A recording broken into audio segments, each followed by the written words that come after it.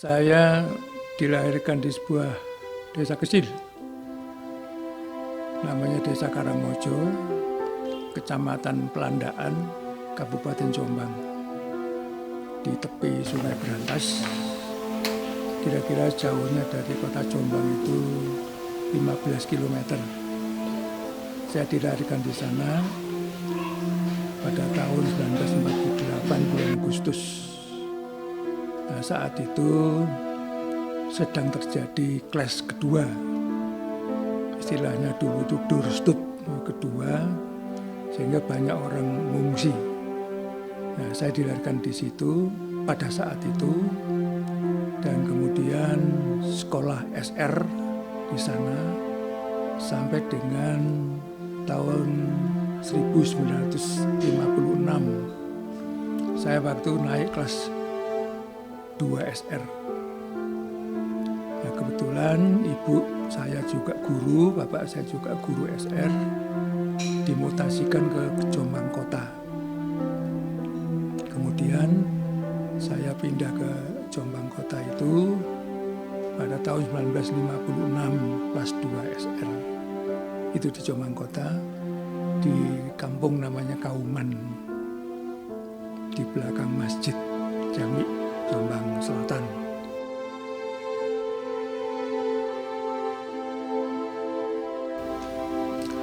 Saya dilangkai kuda. Jadi waktu saya bermain-main dengan teman saya yang namanya Suratman, tiba-tiba ada kuda tetangga waktu itu lepas dari gedokannya itu, kandangnya itu. Dan kemudian kebetulan saya bermain-main di kebun kosong di sebelah rumah saya, di antara rumah saya dengan rumahnya Suratman itu. Nah, waktu ada kuda lari ke arah saya itu, saya lari pulang ke rumah. Tapi saya terpeleset pelepah daun pisang. Nah, saya jatuh telungkup gitu, kuda langsung melompat di atas punggung saya. Saya tutup mata dan teriak nangis. Itu sangat berkesan itu, dilangkai kuda. Tapi kudanya enggak apa-apa. Jadi mungkin kudanya enggak mau nginjak orang barangkali.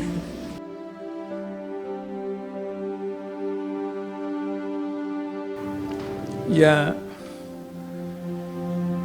saya waktu itu memang setelah lulus SMA ya, tahun 67, saya mencoba untuk sekolah di Surabaya, di Akademi Antarnegara jurusan pelayaran. Tapi ya pada akhirnya jadi mahasiswa luar biasa. Maksud saya luar biasa itu ya kadang-kadang sekolah, kadang-kadang enggak gitu. Kemudian ya cuma keluyuran saja, enggak karuan tujuannya, sampai dengan tahun 69. Nah, pada bulan beremberan begitu, saya pulang ke Jombang, terus dijak bapak saya ke gereja. Nah, kebetulan di gereja itu, Bapak Pendeta Kawahyu almarhum. Nah, kemudian di sana ada pengumuman pembukaan Sekolah Tinggi Teologi Duta Wacana di Jogja itu. Waktu saya pulang, saya ditawari bapak, kamu mau sekolah situ? Saya tanpa pikir, saya mau gitu saja. Akhirnya saya tes di Jogja itu. Jogja, puji Tuhan kok saya diterima. Walaupun yang tes waktu itu hampir 80-an, yang diambil cuma 42 orang. Dan saya termasuk yang diterima waktu itu. Nah, kemudian setelah sekolah di Jogja, yaitu sekolahnya juga kadang, ya memang bapak itu kan putranya 7, saya nomor 5. Mungkin terlalu banyak barangkali beban.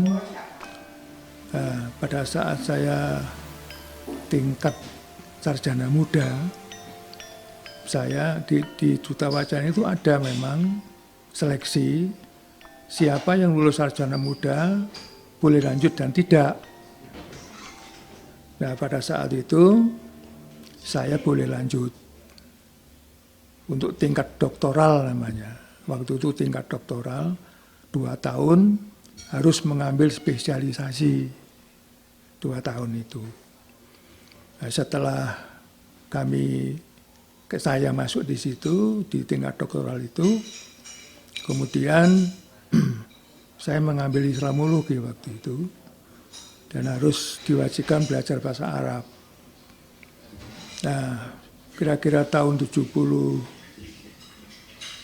tidak salah. Sorry. Ada ujian teori sarjana tahun 75 tidak salah. 74, 75 lupa saya. Ujian teori saya lulus. Teori sarjana itu lulus. Nah, setelah lulus harus menyusun tulisan skripsi. Waktu itu diberi jatah waktu 3 tahun. Harus sudah selesai, itu paling lambat. Teman-teman saya ternyata banyak yang sudah lulus. Saya enggak. Saya gandol. Gitu. Sehingga saya enggak lulus-lulus sampai akhir 78. Soalnya apa? Saya sambil sekolah, sambil nyambut gawe di rumah sakit Bethesda. Tugasnya itu kontrol rekening di pasien di sal-sal sambil juga membuka kas pembantu, kantor kasir pembantu. Saya di sana. Nah, karena saya bekerja di situ entah lupa atau melupakan skripsi saya itu sampai dengan akhir 78. Nah, setelah itu mungkin Majelis Agung jengkel barangkali. Saya dipanggil pulang. Saya dipanggil pulang, divikarkan di jemaat desa namanya Ketanggung, Kabupaten Ngawi, Kecamatan sini Kabupaten Ngawi, di lereng Gunung Lawu. Nah, di situ saya mulai vikar itu.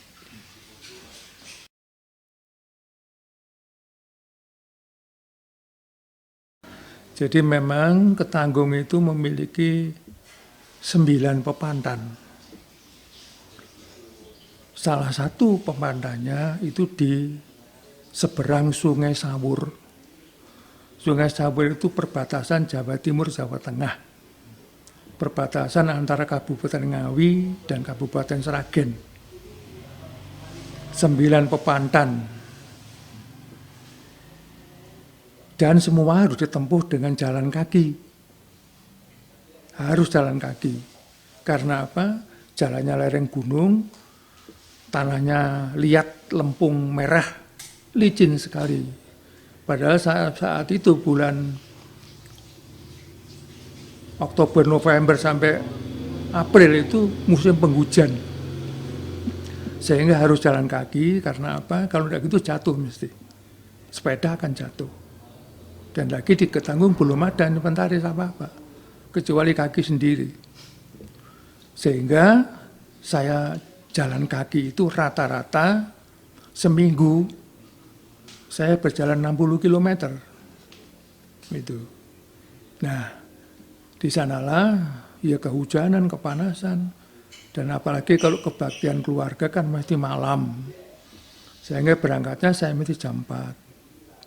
Sampai tujuan, nanti pulang juga malam, sampai rumah malam. Dan tidak pernah ditemani, sendiri. Walaupun harus lewat alas karet, lewat bukit-bukit gunung itu, saya tidak takut karena apa ya memang di situ rumahnya, apa yang ditakuti. Ya, memang mula-mula saya juga takut, apalagi kalau menembus makam, menembus hutan, karet itu memang takut. Lama-lama jadi rumah sendiri, sehingga tidak takut. Nah, di sanalah Mas, saya merasa bahwa ternyata walaupun saya cuma begitu saja ya, kehadiran saya ditunggu-tunggu. Saya merasa bahwa ternyata saya ini masih dibutuhkan gitu sama warga itu. Walaupun perasaan saya cuma gitu-gitu saja gitu. Menjalankan tugas. Jadi, tetapi kenapa warga begitu antusias? Kalau saya datang itu begitu ramah. Dan itu menyebabkan saya terdorong untuk itu, untuk melayani dengan sungguh-sungguh. Walaupun mula-mula memang agak ngersulong begitu. Tapi ternyata setelah saya merasa saya dibutuhkan, saya terdorong untuk melakukan dengan sungguh-sungguh. Itu yang mendorong saya untuk melayani mereka itu. Dan dulu belum ada Mas, sekarang tertib 6 bulan dipindah, enggak. Saya dibiarkan di situ sampai Agustus. Jadi 10 bulan ya di sana, di Ketanggung itu. Baru setelah PHMA ingat saya dipindah. Kalau enggak ingat saya enggak tahu.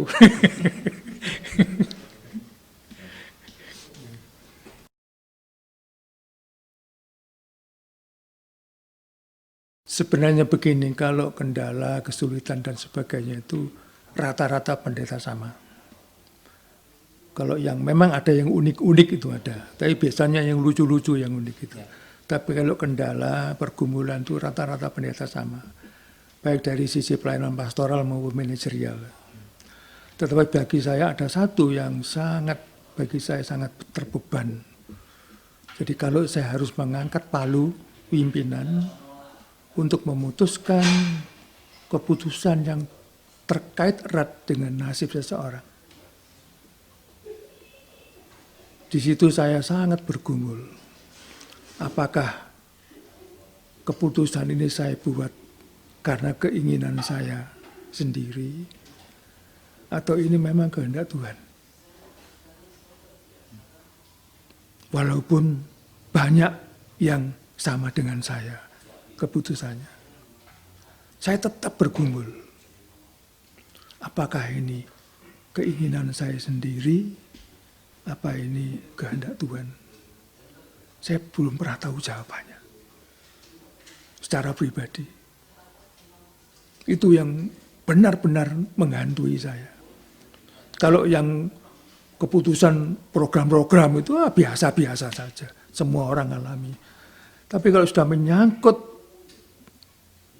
istilahnya nasib seseorang, lah itu yang saya sangat bergumul. Jadi kadang-kadang sulit tidur. Mungkin teman-teman langsung tidur karena payah. Saya sulit tidur itu. Kalau saya menjatuhkan palu, kebutuhan palu itu berkait erat dengan kehidupan seseorang, itu sangat mengganggu saya. Sehingga waktu saya ditabiskan untuk menjadi emeritus itu, belum. Jadi saya sepertinya beban di hati saya itu lepas gitu ya.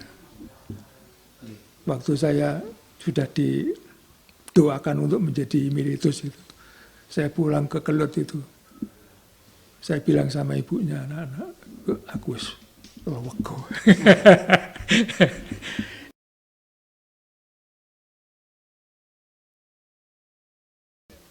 Ada seorang teman waktu saya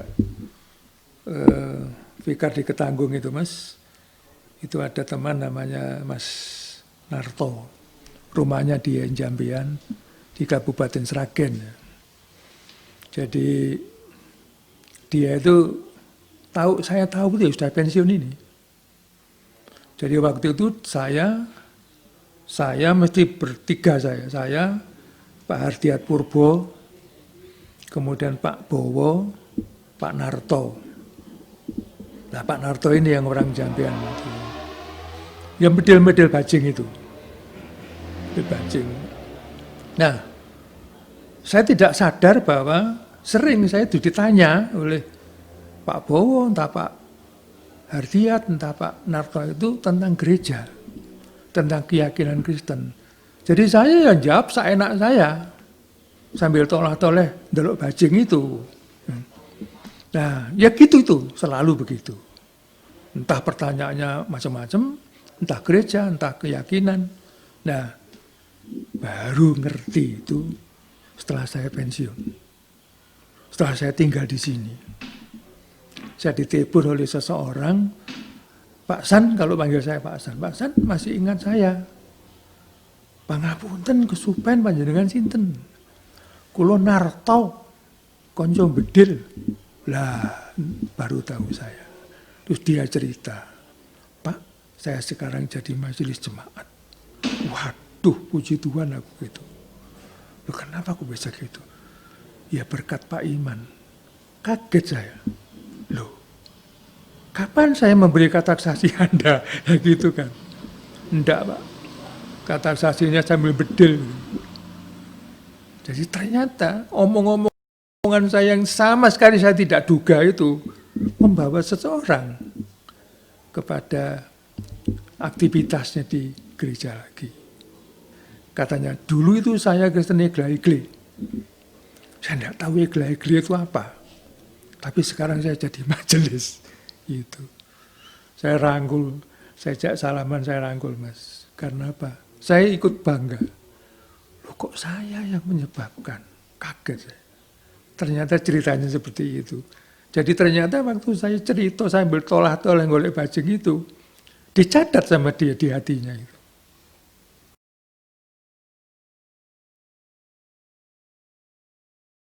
Jadi memang saya menikah dengan istri saya ini tahun 79. Tahun 79. Juni 79 di Desa Jepitu, Kecamatan Rongkop, Gunung Kidul. Wonosari, Jogja. Jadi di sana 14 Juni 79. Dikaruniai 2 orang anak, putra semua. Yang satu namanya Sinung Wikanadi, yang kedua namanya Yan Widiantoro. Nah, ya enggak tahu bagaimana sebabnya, katanya itu pembawaan. Kebetulan anak saya yang sulung, Sinung itu, ada kelainan jantung. Jadi dinding serambinya itu bolong. Dan satu-satunya jalan cuma dioperasi. Cuma waktu itu dokter spesialis anak di Jombang, namanya Pak Muhammad Effendi. Itu mengatakan nanti aja Pak kalau sudah SD, katanya. Tuh. Nanti siapa tahu bisa nutup sendiri. Wong itu katanya seperti bun-bunan, bisa nutup sendiri. Ternyata ya ujung-ujungnya enggak. Bahkan Sinung itu selalu sakit-sakitan. Nah, Mas, saya tinggal waktu itu melayani jemaat kecil di Mojosari. Mas tahu toh, jemaat kecil waktu itu ya, berapa anggarannya kan, pirso itu ya. Saya kira warga KJW hafal. Sehingga saya kalau mau menukar kwitansi itu enggak tego. Sehingga saya sendiri membatasi.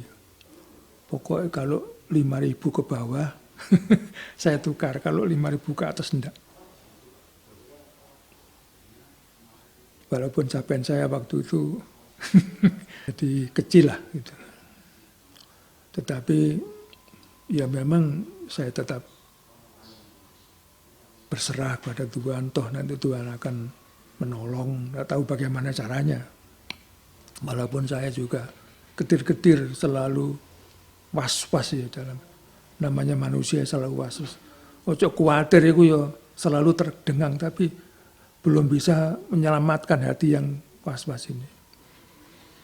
Nah, pada akhirnya pada saat anak saya Sinung ini SMP kelas 1, anak ini dioperasi di Surabaya di RKZ.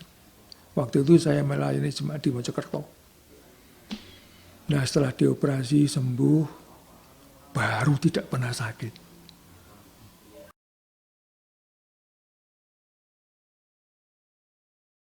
Nah, yang kedua ya, Yan ini juga berkat Tuhan. Saya kalau ditanya teman-teman, Pak Iman kok bisa gitu? Aku orang ngerti. Kok iso ngono anakku? Jadi Yan ini dulu waktu lulus perguruan tinggi Unipro kan diambil manajemen marketing. Nah, setelah dia lulus, kemudian dia nyoba kerja di Ciwi. Ciwi Kimia di itu loh, Mojokerto, Sidoarjo. Nah, itu Ciwi di situ. Tapi ya itu setiap pulang merowek. Nggak kerasan katanya, oh Ciwi itu gini, wes tak ngaruan. Aku harus metu gitu. Nah, saya banyak lele. Apa kok kepingin jadi pegawai kecamatan saya gitu kan, sampai gitu saya bilang gitu. Terus, Kak pokoknya orang tua aku metu. Ya wis karepmu, dalam hati tapi saya cuma diam aja. Betul Mas, jadi setelah hampir 2 tahun di kampusnya ini, dia ditelepon temannya, katanya Bank Mandiri buka program ODP, Officer Development Program. Nah, cuma ya itu, se-Indonesia itu cukup mek 30. Nah, siang-siang pulang, kok ibunya itu nangis. Ibunya anak itu, lu ada apa ini? Kenapa dia kok nangis? Iya anakmu, wah kaget saya. Tak kira kecelakaan, gitu loh. Iya itu loh, ditompo diode. Puji Tuhan, diterima. Sekarang sudah di Surabaya. Jadi kalau misalnya ditanya, kok bisa gitu Pak Iman? Embuk. Jadi semuanya itu Mas. Itu cuma peran berkat Tuhan. Itu pemahaman saya. Semuanya berkat Tuhan. Kalau saya tidak mampu. Mampu paling ngangkai uang saku gembangan aja. Gitu buku itu aja. Lainnya nggak tahu saya. Oh, sekolah aku di luar. Itu.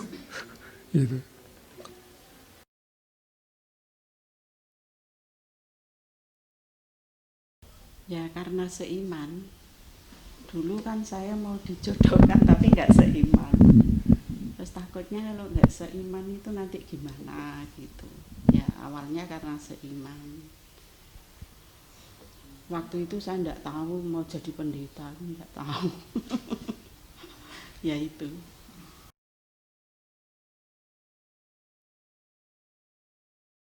Karena Pak Iman itu temannya kakak ipar saya. Terus dia bilang, ini loh orang baik gitu. Mau aku soalnya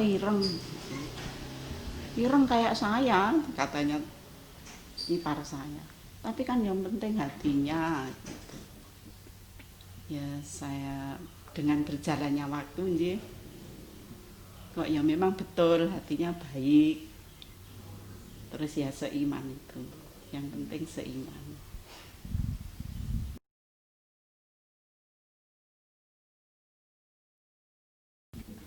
Pak Iman itu ndak melihat menopang sih fasilitas. Jadi apapun fasilitasnya, yaitu yang dia syukuri. Belum menopo sepeda motor juga belum ada. Terus pastorinya ya kayak gitu itu. Petuan pernah saya digonceng. Padahal jalannya itu naik. Mungkin Pak Iman ingin menunjukkan kekuatannya aja karena dulu itu kan pernah di maritim. Aku tak medun Mas.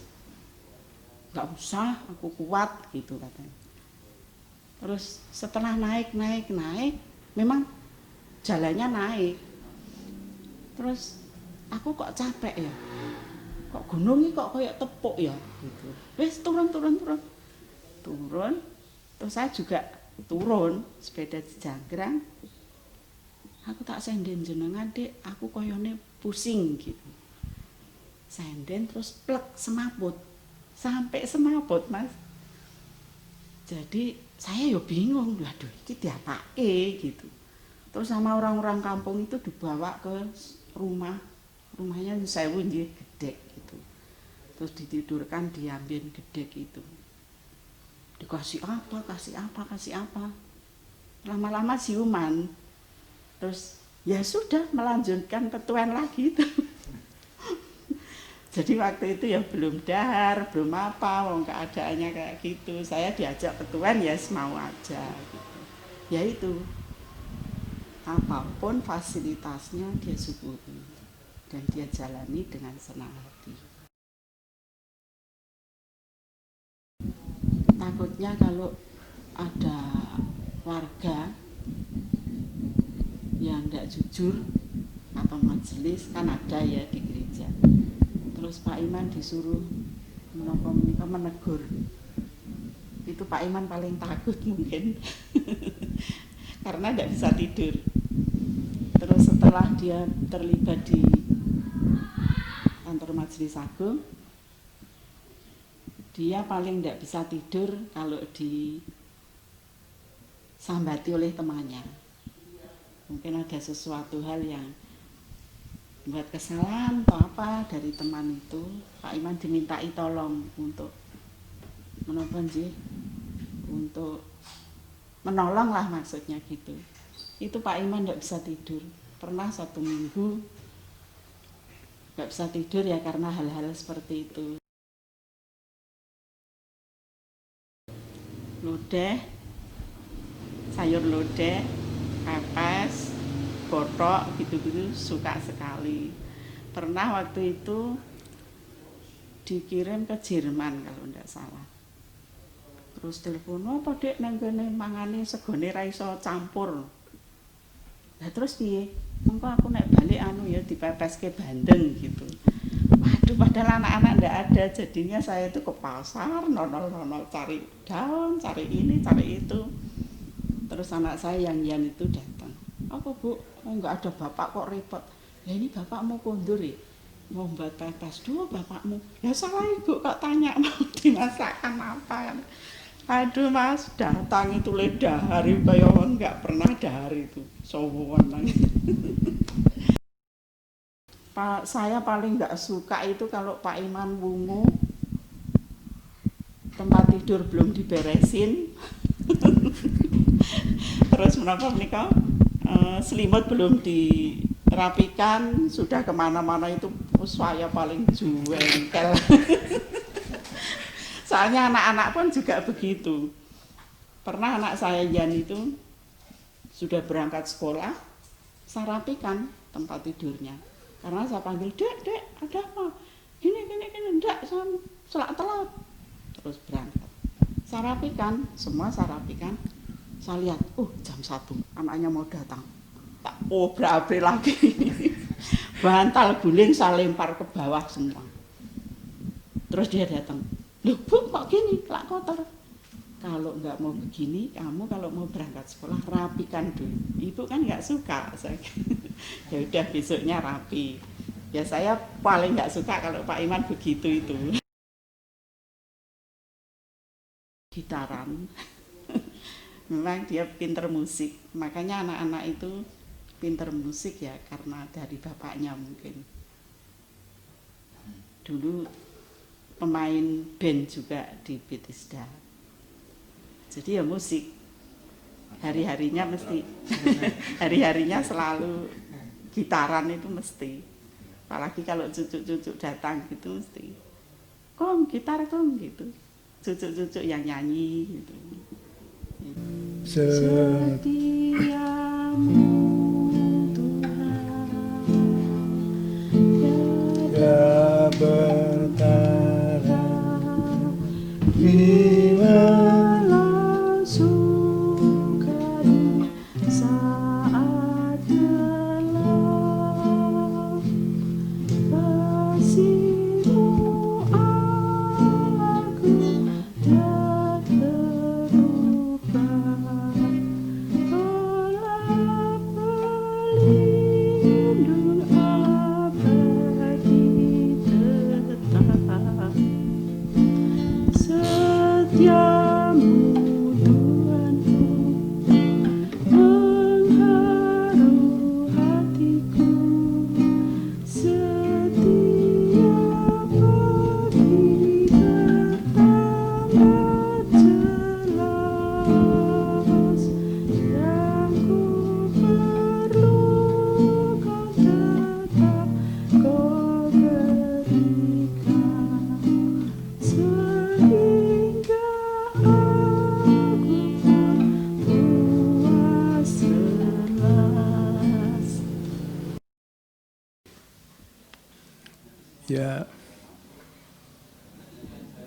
bagi saya ya sederhana saja, Mas.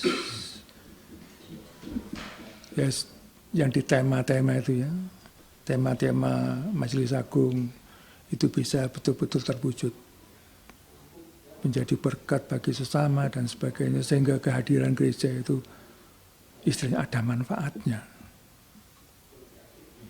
bagi lingkungan sekitar, bagi kota, lebih luas bagi bangsa. Dan itu semua ya ujung-ujungnya kemuliaan nama Tuhan, sebab Tuhan mendirikan gereja itu ya untuk itu, supaya kehadiran gereja itu bermanfaat bagi sesama dan Tuhan. Sederhana saja saya, tidak muluk-muluk. Walaupun rumusannya itu bisa muluk-muluk, tapi intinya cuma itu. Bagi saya begitu.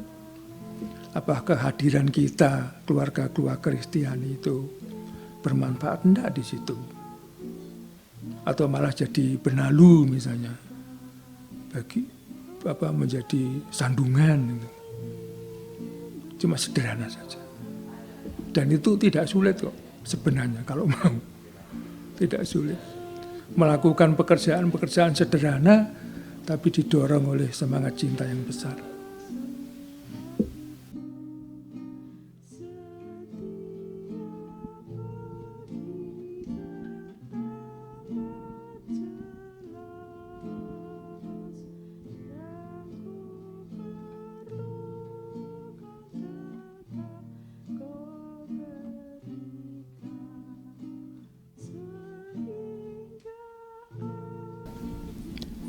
Selamat ulang tahun Gereja Kristen Jawi Wetan yang ke-89.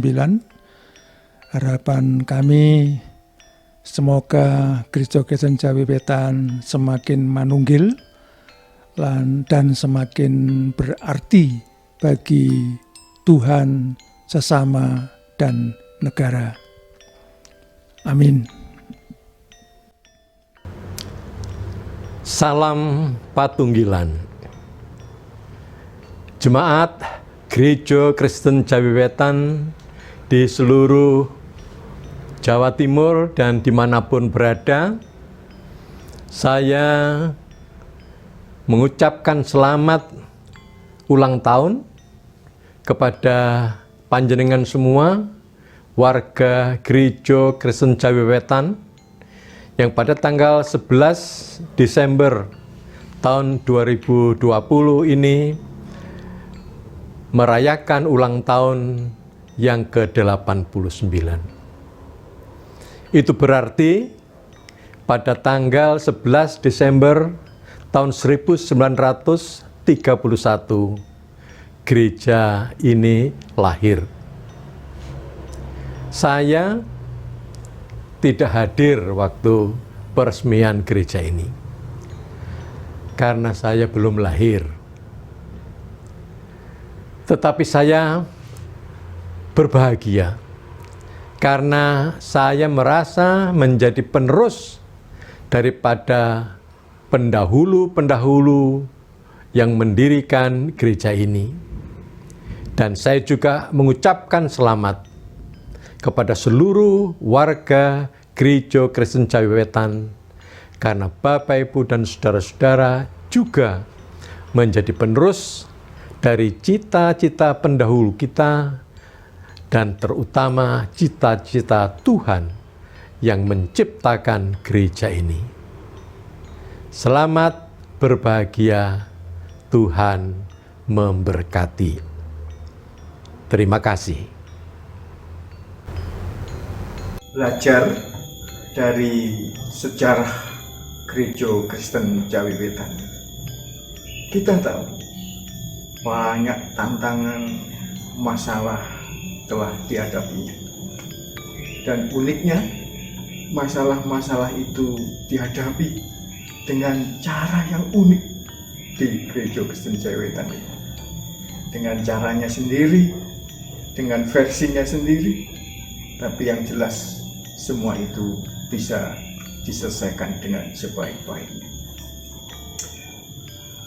Berbekal keunikan pengalaman yang ada di Gereja Kristen Jawi Wetan ini, Ini menjadi modal dasar di dalam gereja memasuki masa super modern ini, dan semua serba digital, sehingga GKJW tetap eksis dan mampu melayani dengan caranya sendiri, dengan bentuknya sendiri, dan di dalam konteks Gereja Kristen Jayawetan di Jawa Timur ini.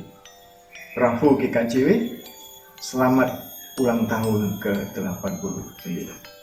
Tuhan memberkati. Izinnya sudah dibekali atau berakar dari masyarakat yang cinta harmoni, maka GKJW ya sebenarnya punya bekal, punya modal untuk bisa lebih berpartisipasi, berkiprah di tengah-tengah konteks masyarakat yang majemuk, yang makin kompleks ini, yaitu untuk membawa kerukunan, membawa kedamaian, membawa juga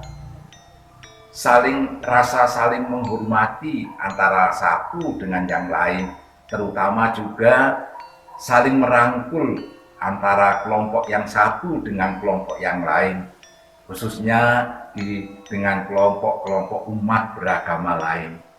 Nah, Gereja Kristen Jayawetan bisa mengembangkan diri ke arah itu.